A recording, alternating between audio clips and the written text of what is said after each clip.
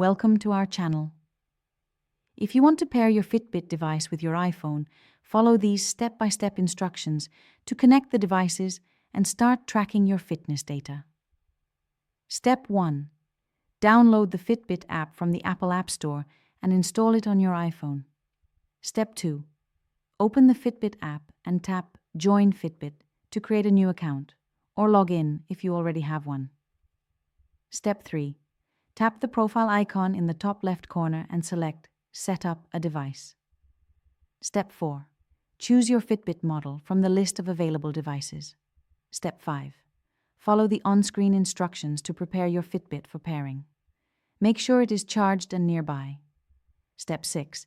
Enable Bluetooth on your iPhone by going to Settings, then Bluetooth, and toggling it on.